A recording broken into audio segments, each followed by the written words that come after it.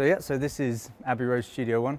This is where the Beatles did some of their more orchestral stuff. Yeah. So things like All You Need Is Love, all the strings for that. It's the biggest studio at Abbey Road. Yeah.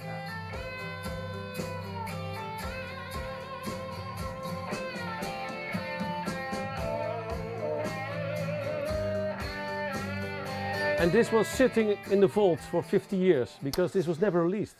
Yeah, no, this is, I mean, with the White Album, the Beatles did a lot of work in the studios. I mean, it became much of a studio band because they weren't on tour anymore. And so they, we have here at Abbey Road, we have all of the tapes they worked on. So when we work on a project like the White Album, we go through everything. We listen to everything just to find out what's there. You know, we're going back in time. We're listening to things that haven't been listened to in 50 years. And really for the sake of the fans more than anything else, just in case we can find anything that fans would be interested in. Yeah, so these pianos is kind of one of the great things about Abbey Road because it's been here for so many years, so all the gear is still here. You can still come and use it on sessions, which is really cool. This piano, for example, we call it the Mrs. Mills piano because it was, well, Mrs. Mills was an artist who came and used it many years ago, but it was used on Obla Obla was one of the songs on the White Album that was used with this very piano. This piano, this was used actually? Yeah, this exact piano.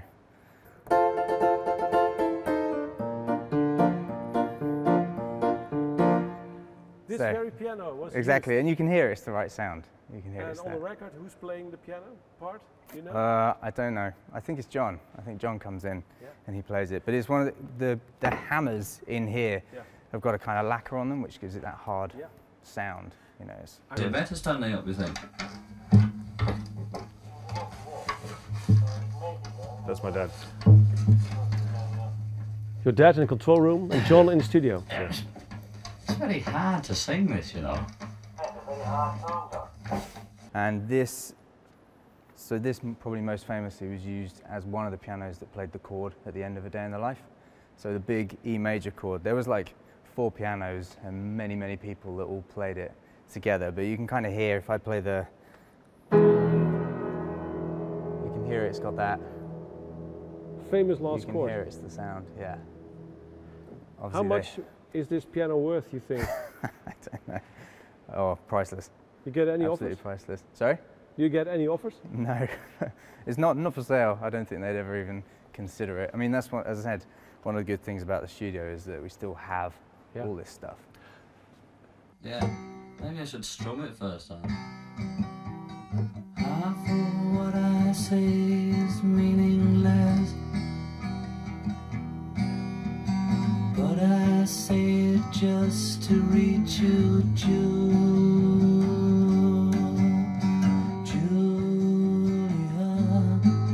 This is still work in progress of this song. Yeah, John ended up finger picking this double thumbing. He actually learned double thumbing off, I think, of Donovan, and he played double thumbing technique for this song and Dear Prudence, almost the same pattern. But you can hear my father talking to John. My father's in the control room, and you hear his voice.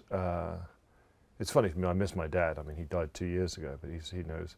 He's a voice now. He's a voice on tape. One of the main things, there's another great thing about the studios is we've got a huge microphone collection, which includes a lot of really vintage microphones, really vintage valve microphones, for example. Oh, so here we actually have, I'll move the pop shield out of the way. Yeah. So here in the middle, this is a Neumann U47, and these are really classic tube microphone. But not only is this kind of a microphone from the 50s, but it's actually, you can guarantee that this microphone, like this exact microphone, will have been used on Beatles recordings, probably vocals. That's what they did a lot of their vocals with these microphones, which is really special. Again, it's not just this make or this model of microphone, it's literally that exact microphone that's right there in front of us. It's a working studio, but it's like a museum as well. Yeah, I guess you could say that, yeah. We do get a lot of people kind of trying to come in off the street and take a look around, but no, it's absolutely still a working studio. I mean, as you can see, this is ready for use on a project. I'll just have cheese and lettuce and Marmite sandwich and coffee. Okay, a 1, 2, 3, 4.